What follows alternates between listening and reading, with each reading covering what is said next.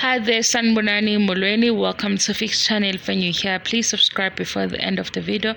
If returning, thank you for love and support. I appreciate you. Ngiyaxolisa umsindo generate ugesi uhambile futhi. Ngibuka Isencane Lengane, ngibuka ama-episodes lawa amadala kakhulu before uThando ashade noSiyacela. Ngoba ngilobo njalo mangibona uSiyacela ngiba nayo lo mbuzo ukuthi uThando wenziwa yini ukuthi eshade semncane. Ngiyabona uSiyacela nobaba wakhe nesizathu sokuthi ubaba wakhe wayefisa ukuthi uSiyacela abe no wife noma no partner nomakoti, abe naye umuntu ozobe sesayidini lakhe, ngoba siyambona vele uSiyacela ukuthi uyingane nje engezwa nomama laba abashade nobaba wakhe akabahloniphi, uhlonipha lo omdala kuphela. Kule video le bengiyenzile before le uThando noxolo bengikhuluma nge-stepmother ne-stepchild, kodwa-ke besikhuluma nge-episode le evele kuThando noxolo. Ngasho futhi ngathi ngeke sikubalekele ukuthi iy'ngane azizwa, kodwa omdala kumele akukhombise ukuthi mdala. Ngapha kusencane lengane kunoSiyacela nomama abashade nobaba wakhe, kodwa indlela ayiyona uSiyacela ukungahloniphi kwakhe.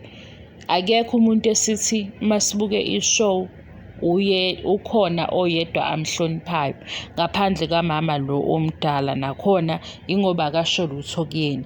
Obhuti bakhe engathi kwabona bayamsaba uSiyacela.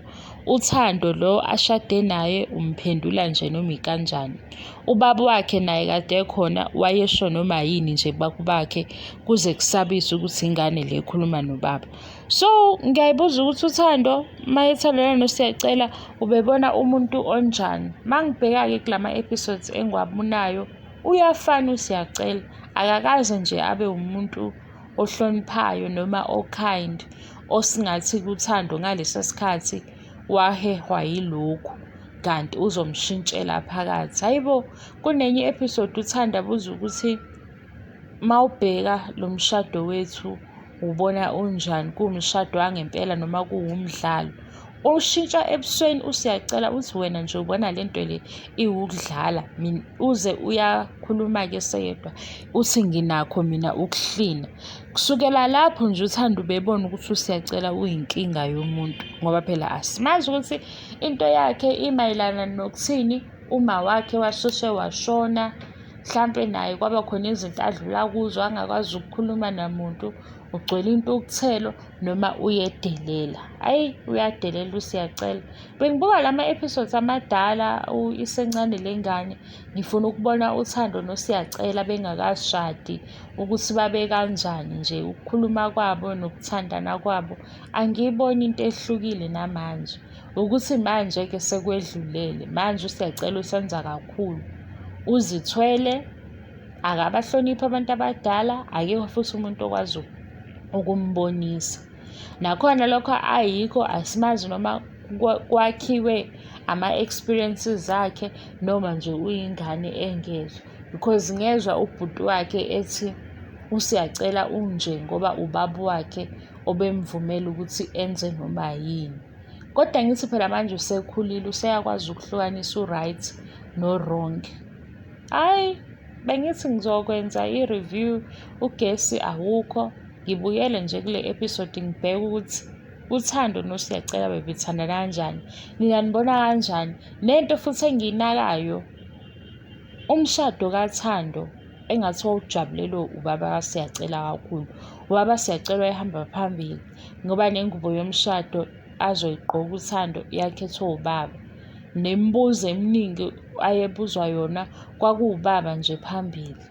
Noma ubaba Siyacela wabona wamthanda uThando, wathi-ke kulungile uzokhona ukuhlala noSiyacela eyazi ingane yakhe ukuthi ayikho right. Hayi phela uSiyacela yazi ubuye ungabazi uyibuza ukuthi kodwa konke u-right. Makubuya ugesi-ke ngiyabuya nama-reviews, ngiyabuya ney'ndaba ey'ncane.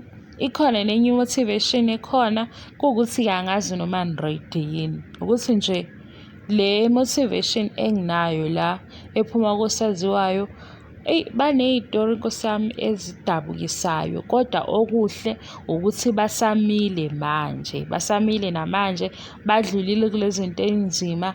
bama baqhubeka bafeza amaphupho abo benza kahle empilweni, kodwa lezi iy'tori zabo ukhona omunye ezimgqugquzelayo somewhere. Because mina kudala benginalento yokuthi why abantu mase bephumelele bonke babe nama-sad stories kanti iqiniso. Bengihleze ngithi phela hlampe bayakopelana ukuze umuntu elalelwe noma e-draw attention, kanti hhayi bakwethu abantu badlula ebunzimeni abanye, kodwa okuhle ukuthi bayadlula. Kodwa lecula ukuthi sidlule ezintweni ezinzima, bayadlula abantu. Mase bedlulile sebexoxa indaba uyibona ingafani nalo muntu oyixoxayo. Kufanele kube njalo-ke nakuwena. Into odlula kuyona uthi uma uyikhuluma abantu bengakholwa. Noma yini-ke isimo esikhona esibi siyadlula. Nawe ufune indlela yokuthi udlule kuleso simo. Sizobuya guys, sizobuya ngithi ngizobuya. Kuyabhora mina yazi nje ngikhathele indaba ya-Eskom. Ngiyazama ukuphakamisa umoya wami awuvumi ukuphakama. Yilento ya-Eskom yokuthi nje siphila impilo engayiqondi. And into engiyibukayo abantu la e-South Africa bayahlonipha. Akekho nomuntu othi nje ake kunyakazwe noma nje ake kuhlale phansi kube khona into eyenziwayo ukuthi ngempela sesizophila kanje indaba ya-Eskom kuzoba nini, lento izophela nini. Nginqena nokufunda-ke ukuthi kwenzakalani because nje ngibona yonke into esiyenzeka sekwamanga sikhohliswa. Yini le ngalungiseki i-Eskom? Akekho lo ufuna ukufaka imali esize. Akukho la bangayintshontsha khona beqedeke kulunge sibe nogesi nje siqhubeke nempilo yethu. Hayi guys, kunzima ngeke. Kuyabhora, kunzima. Kuyaxolisa-ke nje ngoba nami ngiyabhora, nami ngiyazizwa kwami ukuthi ngiyabhora. U-Eskom lo wenza umoya wami wabaphansi. Thank you so much for your love and support. Don't forget to subscribe if you haven't subscribed. Bye.